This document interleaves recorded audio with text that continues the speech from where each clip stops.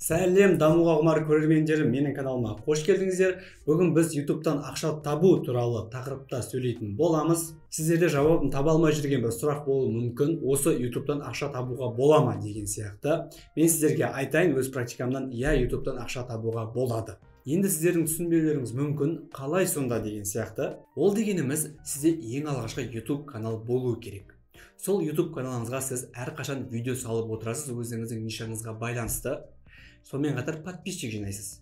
Подписчиктеріңіз, оқырмандарыңыз немесе YouTube'тың қолданушылары сіздің видеоларыңызды көрген сайын оларға реклама шығады. Сол рекламадан сізге ақша түседі деген сөз. Мысал ретінде сіз менің осы видеомды ашқан кезде сізге реклама шығу керек, өйткені менде монетизация қосылған. Мен осы сіздерге көрсетіп отырған видеом арқылы ақша тауып отырмын деген сөз. Яғни YouTube'қа кіріп бір видеоны аштыңыз, сол видеодан сізге 5 секундтық немесе 30 секундтық рекламный роликтер шығады, білесіздер ғой, андай пропустить деген басу тұрады, соны басып, ары қарай видеоны көре бересіздер. Осы бізде ақша түсіреді. Бұл бізде біріншісі болды. Енді екіншісіне көшейік. Екіншісі ол сіз YouTube каналыңызды жүргізіп, подписчиктер жинап, жақсы бір блогер, бір медийный адам, бір бренд дамытқан кезде сізге рекламалар түседі. Басқа бір аккаунттардан, брендтерден деген сияқты.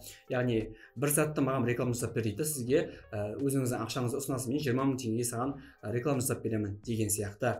Немесе бір блогер менің каналыма реклама жасап берші дейді, сіз оның каналына өзіңіздің видеоңызға сол адам туралы айтып реклама жасап ақша алып отырасыз. Бұл бізде екіншісі болды. Енді үшіншісі тоже өзіңізге байланысты. Сіз өзіңіздің жеке брендіңізді дамытқан кезде өзіңіздің оқырмандарыңызға өзіңіз шығарып жатқан курстарды, сабақтарды сату арқылы тоже ақша табуға болады.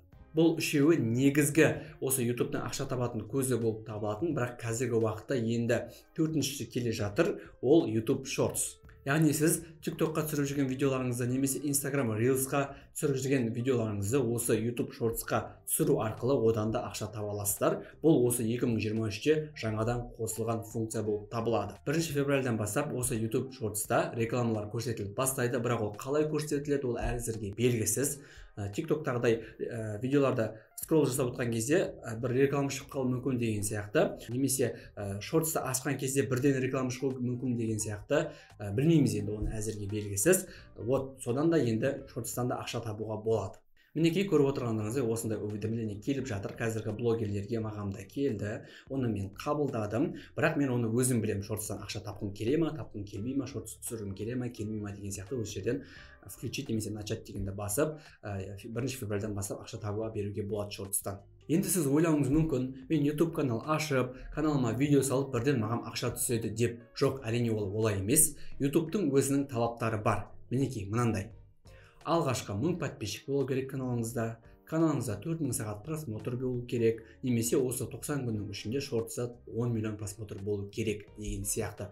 Осы талаптарды орындау арқылы ғана сіз өзіңізге каналыңызға монетизацияны қосасыз.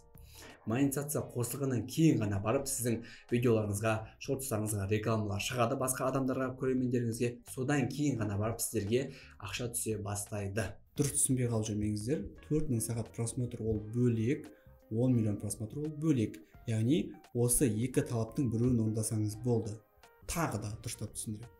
Сіздердің каналдарыңызда 1000 подписчик болу керек, одан көп болса одан да жақсы. Сонымен қатар жаңағы осы 10 миллион просмотр шортста немесе общий үлкен видеоларыңызда, основной видеоларыңызда 4000 сағат просмотр болу керек. Осы екі требованияны орындайсыз, сосын ешқандай каналыңызда бан алмайсыз, страйк алмайсыз, сол кезде сізде монетизация қосылады. Сіздерде YouTube канал бар деп ойлаймын. YouTube каналдарыңыз болмаса, менің мына видеома өтіп, толықтай көріп, өздеріңізге YouTube канал ашып алсаңыздар болады. Енді YouTube'тан қанша ақша табуға болады деген сұраққа жауап берейік. YouTube'тың өзінде 1000 просмотрға әр мемлекетке қанша ақша төлейтіні жазылған.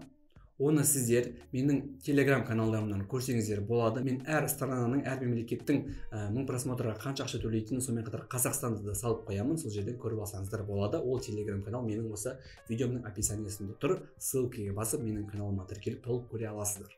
Маған көбісі комментарийға жазып жатады, мен каналды аштым, видеоны салдым, енді неге маған ақша түспей жатыр деген сияқты. Ал каналдарына басып қарасам, каналдарында ешқандай подписчик жоқ, видеоларында ешқандай просмотр жоқ, олай әрине ешқандай ақша түспейді. Ол ақшаны түсіру үшін бірінші YouTube'тың талаптарын, жаңа мен көрсеткен мына талаптарды орындауларыңыз керек. Монетизацияны содан кейін қосасыздар, сөйтіп қана сіздерге ақша түседі.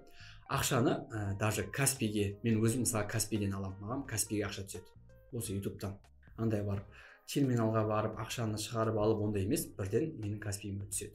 Енді сіздерге де осы монетизацияны қосып YouTube каналды дұрыстап жүргізіп ақша табуға тілектеспін. Егер шынымен де ниеттеріңіз болатын болса, осы менің каналыма тіркеліп, менің алдыңғы видеоларымды көрсеңіздер, осы YouTube туралы көптеген ақпараттар айтқан болатын, соны толық көріп алыңыздар. Тағы да сұрақтарыңыз немесе басқа да видео түсіретін болсаңыздар, маған комментарияға жазыңыздар, мен барлығына жауап беретін боламын.